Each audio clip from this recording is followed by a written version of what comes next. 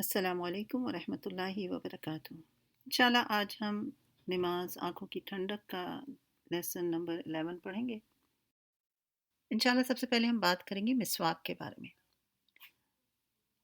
حضرت ابو ہریرہ رضی اللہ تعالیٰ عنہ سے روایت ہے کہ آپ صلی اللہ علیہ وآلہ وسلم نے فرمایا کہ مسواک سنت ہے، جس وقت چاہو کرو۔ رائٹ، یعنی یہ بالکل ایسے ہی ہے جیسے وضو جو ہے یقیناً نماز سے جڑا ہوا ہے، اور وضو کے بغیر نماز نہیں ہو سکتی، لیکن وضو آپ جب بھی چاہیں کر سکتے ہیں، ہے نا؟ ہر وقت پاک رہنے کے لیے، سونے سے پہلے بھی، یہ تو سنت بھی ہے، اور آپ ہر وقت باوضو رہ سکتے ہیں۔ اسی طرح مسواک جو ہے، مسواک نہیں کریں گے تو ظاہر ہے کہ اس کا یہ تعلق تو نہیں ہے، یہ درجہ تو نہیں ہے کہ نماز نہیں ہوگی، لیکن ہاں اس کے درجات آپ نے پڑھے ہیں کہ آپ کی نیکیوں میں، آپ کی نمازوں میں اضافہ ہو جائے گا، آپ کے اجر میں اجر میں اضافہ ہو جائے گا۔ سو مسواک بھی جو ہے، آپ ضروری نہیں کہ صرف اس کو نماز تک محدود رکھیں، جب بھی آپ کو موقع ملے آپ مسواک کر لیا کریں۔ منہ میں اسمیل آ رہی ہے تو کر لیا، یا آپ قرآن پاک پڑھنے بیٹھ رہے ہیں، اس سے پہلے بھی مسواک کرنے کے بڑے فوائد ہیں، انشاءاللہ آگے آئے گا تو اس پہ بات کریں گے ہم۔ تو مسواک کو اپنی روٹین کا حصہ بنانے کی کوشش کریں۔ ظاہر ہے آپ کے واش روم میں ہوتا ہوگا مسواک رکھا ہوا، تو آپ جب بھی چاہیں، جب واش روم یوز کیا تو چاہا وضو بھی کر لیا اگر ممکن ہوا، آسان ہو آپ کے لیے باوضو رہنے کے لیے، ساتھ ساتھ مسواک بھی کر لیں۔ ایک مسواک اپنے ٹیبل پہ رکھ لیجیے جہاں بیٹھ کے آپ پڑھتی ہیں، تو قرآن پڑھنے سے پہلے مسواک کر لیجیے۔ سو انشاءاللہ اس کے بہت سے فوائد حاصل ہوں گے۔ اور اب نماز کی طرف۔ نماز کے کئی نام ہیں، اور نماز کی بنیاد جو ہے وہ 5 چیزوں پر رکھی گئی ہے۔ پہلا ہے قرات، پھر ہے قیام، رکوع، سجود، ذکر۔ قرات، قیام، رکوع، سجود اور ذکر۔ ان 5 ارکان میں سے ہر رکن کو نماز کا نام دیا گیا ہے۔ کیسے؟ دلیل دیکھیں گے۔ سورہ مزمل میں اللہ تعالیٰ فرماتے ہیں قم اللیل الا قلیلا، یعنی رات کو قیام کیجیے اگرچہ تھوڑا ہو۔ رائٹ؟ اسی طرح اللہ تعالیٰ نے فرمایا سورہ بقرہ آیت 238 میں وَقُومُوا لِلَّهِ قَانِتِينَ، اور اللہ کے لیے فرما بردار ہو کر کھڑے رہو۔ رائٹ؟ تو یہ بھی کیا ہو گیا؟ دونوں قیام ہو گیا۔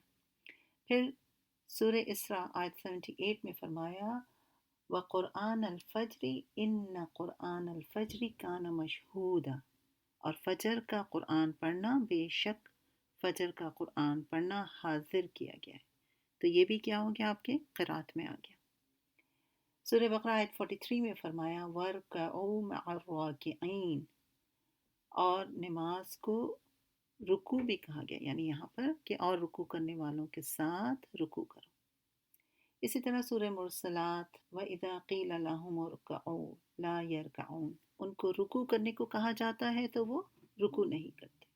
اسی طرح نماز کو سجدہ بھی کہا گیا۔ سورہ الحجر آیت 98 میں آیا فَسَبِّحْ بِحَمْدِ رَبِّكَ وَكُن مِّنَ السَّاجِدِينَ، بس اپنے رب کی حمد کے ساتھ تسبیح کیجیے اور سجدہ کرنے والوں میں سے ہو جائیں۔ علق میں بھی ہم پڑھتے ہیں کَلَّا لَا تُطِعْهُ وَاسْجُدْ وَاقْتَرِب، ہرگز نہیں، اس کا کہنا مت مانیے اور سجدہ کیجیے اور بہت قریب ہو جائیے۔ سورہ جمعہ میں آیا فَاسْعَوْا إِلَىٰ ذِكْرِ اللَّهِ، تو اللہ کے ذکر کی طرف لب کو، گویا نماز کو ذکر بھی کہا گیا۔ سورہ المنافقون آیت 9 میں فرمایا لا تلہکم اموالکم ولا اولادکم عن ذکر اللہ، تمہارے مال اور تمہاری اولاد تمہیں اللہ کے ذکر سے غافل نہ کرتے۔ نماز کے افعال میں جو سب سے افضل عمل ہے نا، وہ ہے سجدہ، ٹھیک ہے؟ اور اس کے اذکار میں سب سے افضل جو عمل ہے وہ ہے قرات، یعنی آپ قرات جتنی لمبی کریں۔ اور سب سے پہلی جو سورہ آپ صلی اللہ علیہ وآلہ وسلم پر نازل ہوئی تھی، ہم سب جانتے ہیں اس کی جو ابتدا ہوئی تھی وہ بھی قرات کرنے کے ساتھ شروع ہوئی تھی اور سجدے پر ختم ہوئی تھی، علق ہوئی تھی نا پہلی سورہ جو نازل ہوئی تھی، تو اس کی ابتدا کیا ہوئی تھی؟ اقرأ بسم ربک الذی خلق، پڑھو اپنے رب کے نام سے، اور اس کا جو اینڈ ہے، لاسٹ ہے، جو ابھی میں نے پڑھی بھی آپ کو کَلَّا لَا تُطِعْهُ وَاسْجُدْ وَاقْتَرِب، نماز کو بھی بالکل اسی ترتیب کے ساتھ رکھا گیا، یعنی نماز کی رکعت کو بھی اس کا جو آغاز ہو رہا ہے وہ کیسے ہو رہا ہے؟ قرات سے ہوتا ہے، اور اس کا جو اس رکعت کا جو اینڈ ہوتا ہے یا ایون نماز کا بھی اینڈ ہوتا ہے، تو آپ دیکھیں اختتام کس پر ہوتا ہے؟ سجدے پر ہوتا ہے۔ آپ نے پچھلی کلاس میں سجدے کی دعا اور دونوں سجدے کے درمیان بیٹھنے کی بھی کچھ ذکر جو ہے وہ یاد کیا تھا۔ انشاءاللہ تھوڑی سی اور بات میں یہ دو سجدوں کے درمیان جو بیٹھنا ہے اس پہ تھوڑی سی بات کروں گی، اور اس کے بعد انشاءاللہ ہم تشہد کی طرف بڑھیں گے۔ یعنی دونوں سجدوں کے درمیان جو بیٹھنے کا عمل ہے وہ انسان کیسے بیٹھتا ہے؟ دو زانوں بیٹھتا ہے اور اپنے نفس کو اللہ کے سامنے رکھ دیتا ہے، اور اپنے کیے ہوئے گناہوں کی معذرت جو ہے وہ مانگنی چاہیے، شوق اور رغبت پیدا کرنا چاہیے تاکہ انسان پر رحم کیا جا سکے۔ نبی صلی اللہ علیہ وآلہ وسلم اپنے اس قاعدہ میں، یعنی اس بیچ کے میں جو بیٹھنے کا عمل ہے دو سجدوں کے درمیان، اس میں استغفار کی تکرار کرتے تھے اور اللہ تعالیٰ کی طرف بکثرت رغبت کرتے تھے۔ کسی نے بڑی خوبصورت بات کہی کہ جب بندہ ایک سجدے سے اپنا سر اٹھائے تو وہ اپنے نفس کے خلاف تیار ہو کر اللہ کے سامنے دو زانوں بیٹھ جائے اور اپنے رب سے ان گناہوں کی معذرت کرے جو اس سے سرزد ہوئے، اس امید کے ساتھ، اس رغبت کے ساتھ کہ اللہ تعالیٰ اس پر رحم کریں گے۔ انشاءاللہ اس عمل پہ خاص توجہ دینی ہے، ٹھیک ہے نا؟ کثرت سے استغفار پڑھنا ہے۔ آپ کو ایک دعا تو آپ کو یاد کرائی جا چکی ہے، اللہم اغفر لی، اللہم اغفر لی، رائٹ؟ اور انشاءاللہ وقت کے ساتھ ساتھ ہم بقیہ جو سنت سے ثابت دعائیں ہیں وہ بھی یاد کریں گے۔ اچھا، اس سے پہلے کہ ہم آگے بڑھیں تھوڑی سی بات یہ بھی کہ دوسرے سجدے کے بعد دوسری اور چوتھی رکعت کے لیے کھڑے ہونے سے پہلے کچھ دیر بیٹھنا چاہیے، رائٹ؟ اس کو جلسہ استراحت کہتے ہیں۔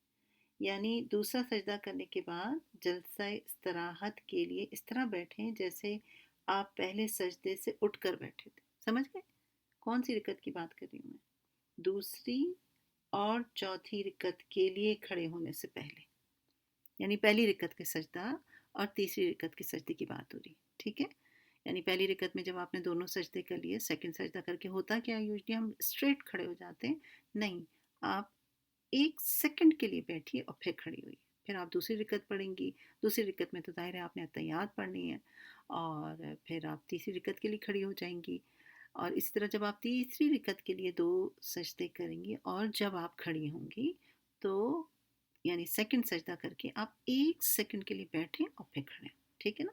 سو اس کو جلسہ استراحت کہا جاتا ہے۔ اور اب ہم آتے ہیں تشہد کے بعد۔ تشہد میں بیٹھتے ہوئے اپنا دایاں پاؤں کھڑا رکھیں اور بائیں پاؤں کے تلوے پر بیٹھیں۔ دائیں پاؤں کی انگلیاں جو ہیں وہ قبلہ رخ ہونی چاہیے۔ دائیں ہاتھ دائیں ران اور دائیں گھٹنے پر، جبکہ بایاں ہاتھ بائیں ران اور بائیں گھٹنے پر رکھا جائے گا۔ دائیں بازو کی کوہنی کو دائیں ران سے علیحدہ اور اونچا کر کے اطمینان سے بیٹھیں۔ تشہد میں دعائیں آہستہ آواز میں پڑھی جائیں گی، اور تشہد میں دونوں پنڈلیاں کھڑی کر کے یا بائیں ہاتھ کا سہارا لے کر بیٹھنے پر ممانعت کی گئی ہے، ٹھیک ہے، منع کیا گیا یعنی۔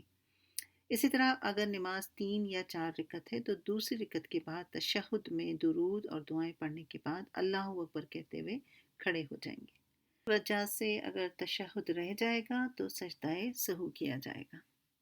اسی طرح جب آپ تشہد میں انگلی اٹھاتے ہیں تو اس کے کچھ طریقے ہیں، یعنی جب آپ تشہد کے لیے بیٹھیں اور دائیں ہاتھ کی شہادت کی انگلی سے اشارہ کریں، جو کرتے ہیں یعنی اٹھاتے ہیں انگلی، اس کے 3 طریقے ہیں، بلکہ 4 ہیں، میں انشاءاللہ آپ کے ساتھ شیئر کرتی ہوں۔ پہلا ہے دائیں ہاتھ کی شہادت والی انگلی کھڑی کر کے انگوٹھے کو درمیانی انگلی سے ملا کر حلقہ بنا لیں اور ہاتھ کی باقی انگلیاں بند کر لیں۔ دوسرا طریقہ، دائیں ہاتھ کی تمام انگلیاں بند کر لیں اور شہادت کی انگلی کے ساتھ اشارہ کریں۔ تیسرا طریقہ، شہادت والی انگلی کے علاوہ باقی انگلیوں کو بند رکھیں اور انگوٹھے کو موڑ کر شہادت والی انگلی کی جڑ میں رکھیں اور شہادت والی انگلی سے اشارہ کریں۔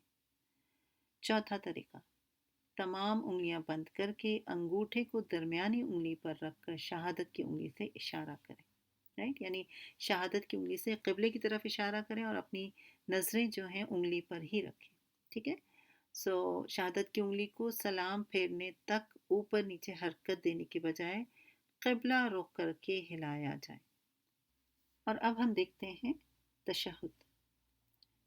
पहले इसका तर्जुमा थोड़ी सी बात करेंगे। अब आप की नमाज जो है वो क्या हो रही, कंप्लीट हो रही, ठीक है ना। अब जब इंसान अपनी नमाज को पूरा और मुकम्मल कर लेता है और सिर्फ अब उसका सलाम फेरना ही बाकी रह जाता है, तो क्या करता है कि वो तशहुद पढ़ता है, यानी अपने रब के सामने बैठता है और अफजल तरीन कलिमात जो हैं वो अदा किए जाते हैं। लेकिन दुनियावी जो बादशाह होते हैं ना, उनकी आदत ये रही है कि उन्हें अक़वाल और अफ़आल में आजिज़ी और इनकिसारी के साथ उनकी तारीफ़ की जाती है। उनके कायम रहने के लिए दुआएं की जाती हैं, और बाज़ बादशाह उन्हें तो सजदे भी करवाएं, उन्हें सजदा करके भी तोहफ़ा दिया जाता है। और बाज़ जो हैं दुआओं पे ही बस काम कर लेते हैं।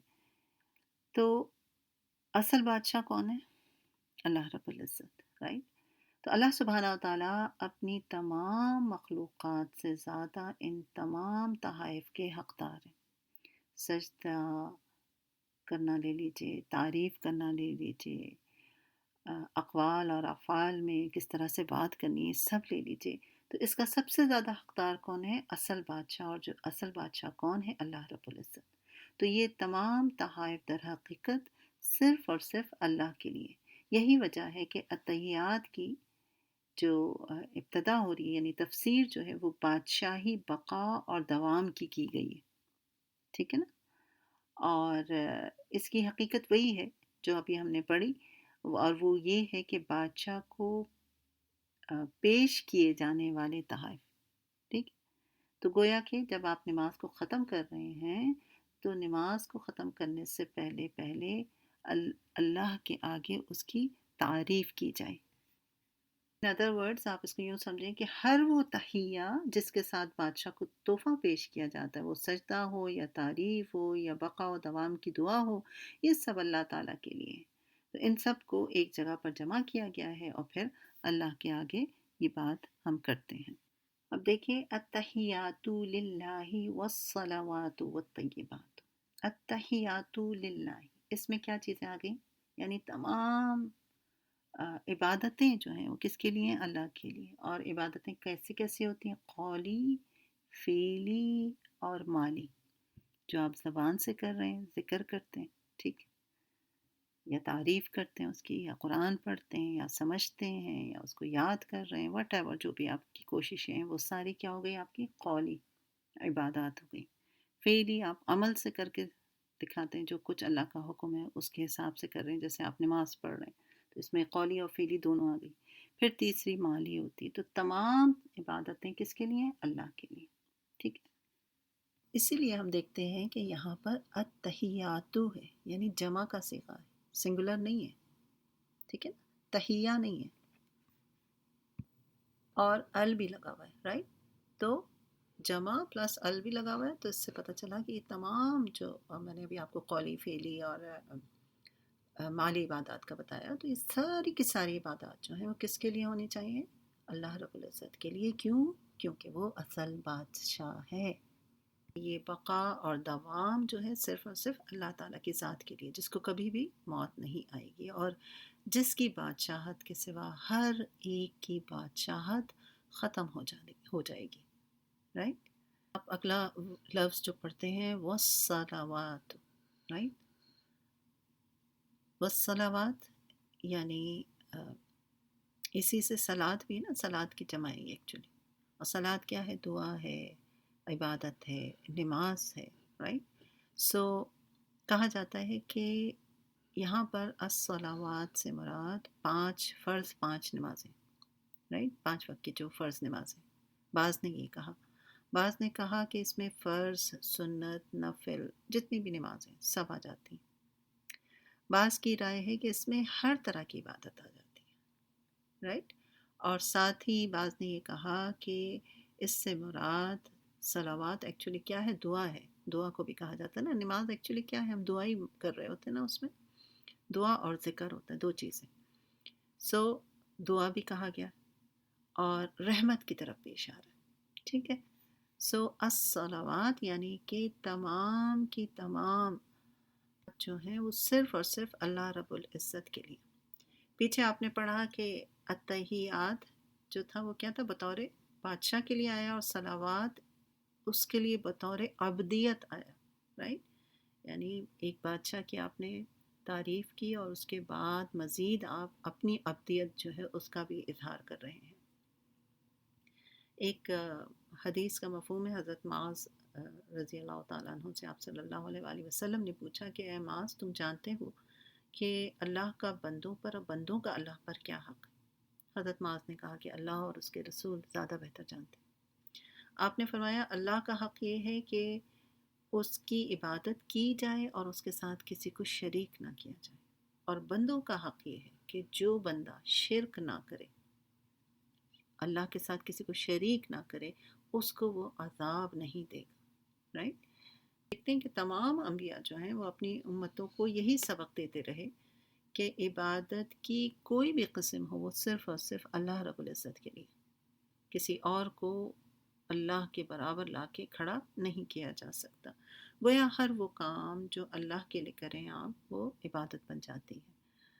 وہ کچھ بھی ہو سکتا ہے, آپ کا توکل کرنا, آپ کا شکر کرنا, آپ کا عاجزی اختیار کرنا. جو فزیکل عبادات ہیں وہ تو اپنی جگہ پر ہیں ہی, لیکن آپ کا پڑھنا, پڑھانا, سیکھنا, سکھانا, گھر والوں کا خیال رکھنا, اپنے بچوں کو پالنا, اپنے شوہر کی خدمت کرنا, اپنے والدین کی خدمت کرنا, انسانیت کی خدمت کرنا, عاجزی اختیار کرنا, خوشی و خضوع اختیار کرنا, مدد طلب کرنا اللہ تعالیٰ سے, اور رجوع کرنا اللہ کی طرف. ہر عمل جو ہے وہ کیا ہے, عبادت بن سکتا ہے اگر انسان ہر وقت اپنے رب سے جڑا رہے.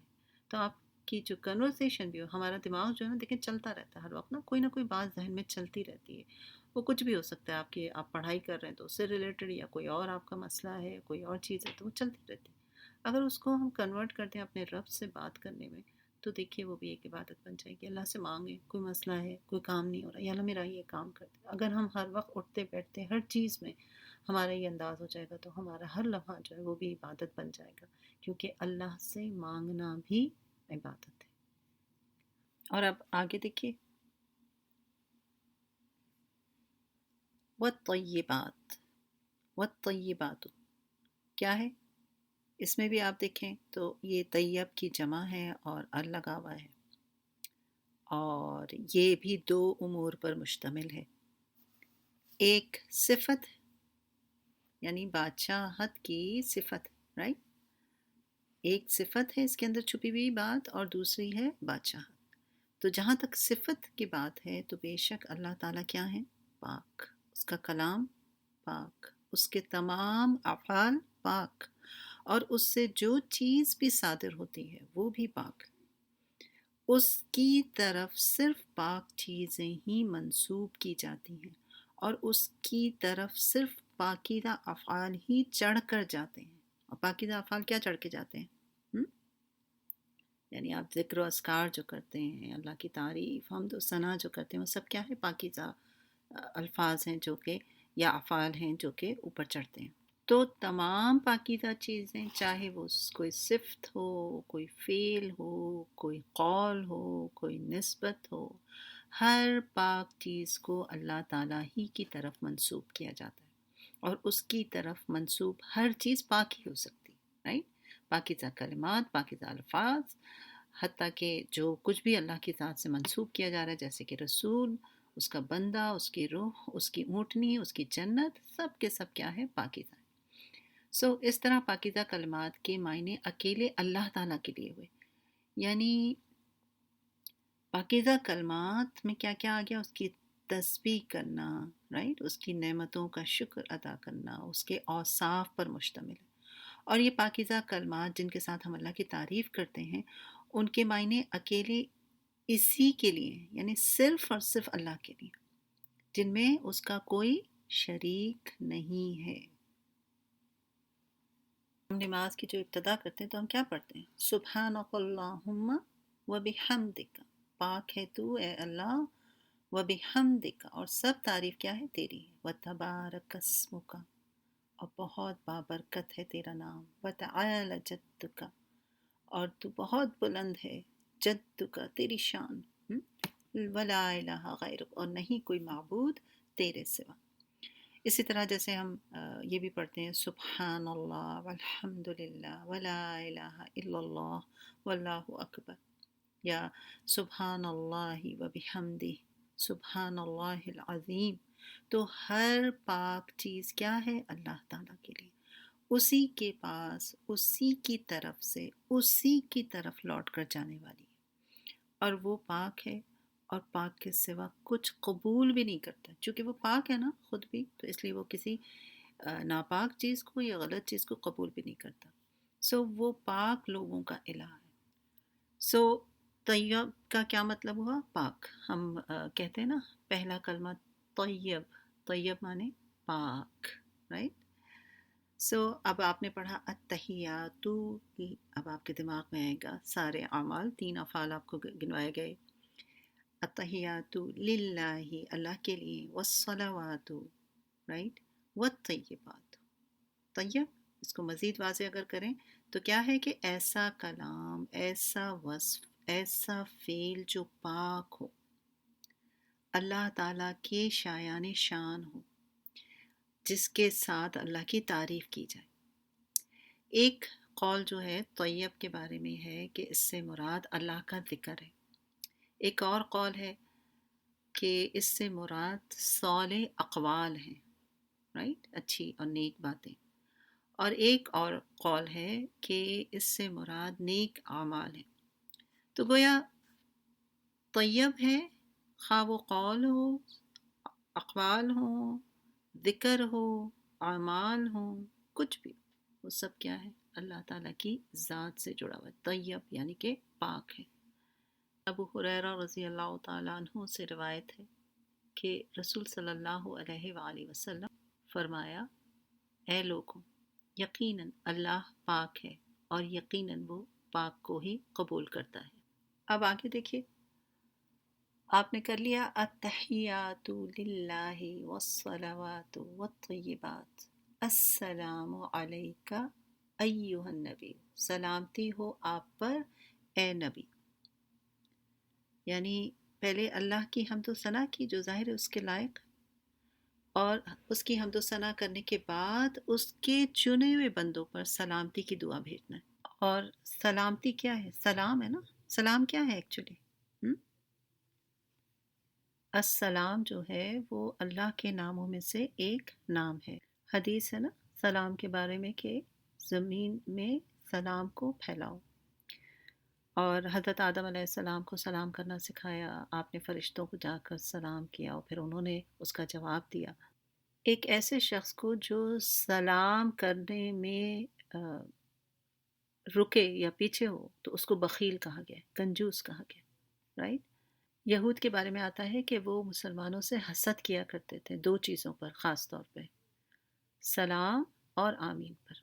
क्योंकि सलाम क्या है? आप किसी को दुआ दे रहे होते हैं, लिहाजा इसको वैसे भी कसरत से इसका इस्तेमाल किया करें। इवन एक दूसरे को टेक्स्ट कर रहे हो तब भी हमें एक दूसरे को पहले दुआ देनी चाहिए। यानी सलाम करते हुए हम इतने यूज्ड हुए ना, एक्चुअली हम इसको ऐसे लेते नहीं, लेकिन अगर आप इसको शऊरी तौर पे करेंगे तो आप सोचिए कि आपने दूसरे को सलाम किया तो वो भी आपको रिटर्न में फिर जवाब देगा, यानी कि दुआ देगा, राइट।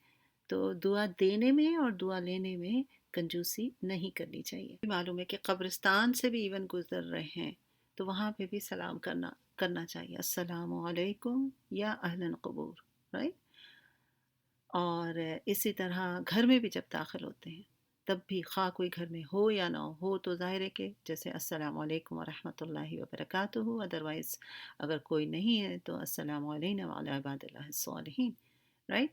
तो दोनों सूरत में सलाम करना चाहिए, क्योंकि आप घर में कोई नहीं है तो फरिश्ते तो होते ही हैं, तो आप उनको सलाम कर रहे हैं तो ज़ाहिर है वो भी जवाब देते होंगे, तो उनकी दुआएं आपके हक़ में भी कबूल होंगी। फरिश्ते भी जब पाक रूहों की रूह निकालने आते हैं तो वो भी सलाम करते हैं। में जब एंट्री हो रही होगी उस वक्त भी सलाम होगा, और सलाम जन्नत में भी आम होगा, तो दुनिया में भी इसको आम करना है, राइट। تو یہاں کیا فرمایا جا رہا ہے؟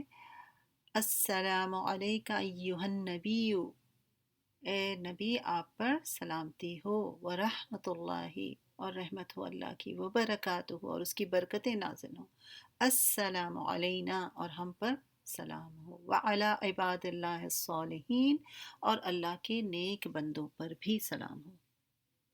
اب آپ نے جب یہ سلام کیا تو ہمیں پتہ چلتا ہے تفاسیر سے کہ یہ سلام اور دعا زمین پر ہر شخص کے پاس پہنچتی ہے، ہر ایک تک سلامتی پہنچ جائے گی۔ سوچیں ذرا کہ ہماری نمازوں کا واقعی میں کیا حال ہے، مطلب یہ پڑھ کر ایک ایک رونا سا آتا ہے نا کہ ہمارا کیا حال ہے۔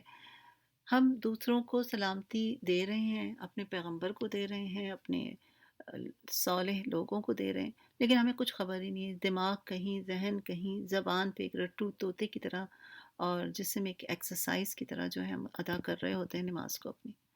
اللہ تعالیٰ ہمیں ایک ایک لفظ سے صحیح صحیح فائدہ اٹھانے والا بنائے، آمین ثم آمین۔ یہ دیکھیں کہ یہاں پر ہمیں ایک چیز اور بھی سکھائی گئی، یعنی جب ہم سلام کر رہے ہیں، سلامتی کی دعا دے رہے ہیں، تو کیا ہے؟ السلام علیکہ ایہا النبی، اے نبی آپ پر سلامتی ہو، رائٹ؟ تو پہلے نبی پر سلامتی اور رحمت اور برکت کی دعا، اس کے بعد اپنے اوپر اور اس کے بعد دوسروں پر۔ ورنہ یوزلی ہمیں دعا کرتے ہوئے کیا سکھایا جاتا ہے کہ آپ پہلے اپنے لیے دعا کریں، لیکن جب یہاں پر ہم سلامتی کی دعا کر رہے ہیں تو یہاں ہمیں ایک میسج یہ بھی مل رہا ہے کہ ایمان اس وقت تک مکمل نہیں ہے جب تک اللہ اور اس کا رسول اپنی ذات سے اوپر نہ ہو، اپنی ذات سے پہلے نہ آتا ہو، رائٹ؟ سبحان اللہ۔ اس کے بعد آخر میں کیا ہے؟ اشہد ان لا الہ الا اللہ، کہ میں گواہی دیتا ہوں اللہ کے سوا کوئی معبود نہیں۔ اور دوسری گواہی کیا ہے؟ وَأَشْهَدُ أَنَّ مُحَمَّدًا عَبْدُهُ وَرَسُولُهُ، اور میں گواہی دیتا ہوں کہ بے شک محمد صلی اللہ علیہ وآلہ وسلم اس کے بندے اور اس کے رسول ہیں، رائٹ؟ تو اب گویا کہ یہاں تک آپ کی اتحیات یعنی تشہد کی جو دعا ہے وہ مکمل ہوئی۔ اور اب انشاءاللہ ہم ریکیپ کرتے ہیں اپنے ٹارگٹس کا۔ یقیناً آپ نماز کی ہر رکعت میں اور ہر اللہ اکبر تکبیر پر اپنی توجہ رکھتی ہوں گی، یہ بہت مدد کرتا ہوگا آپ کو فوکس ہونے کے لیے۔ کم از کم ایک نماز کی وقت سے پہلے تیاری کر رہی ہوں گی، اگر بھولنے لگی ہے، ذہن سے اترنے لگا ہے، تو یہ جو ہم آپ کو پورا ریمائنڈر دوبارہ دیتے ہیں، اس کی وجہ یہی ہے کہ اگر کوئی چیز مس ہو رہی ہے تو اس کو دوبارہ آپ اڈاپٹ کریں، دوبارہ اس پر عمل کریں۔ تیسرا پوائنٹ تھا آپ کا کہ یہ احساس اپنے اندر رکھنا کہ اللہ تعالیٰ میری طرف متوجہ ہے۔ وضو کے بعد کی دعا آپ کو یاد کروائی گئی، وضو کے دوران بھی آپ کو توجہ رکھنا ہے کہ آپ کے گناہ جو ہیں وہ دھل رہے ہیں۔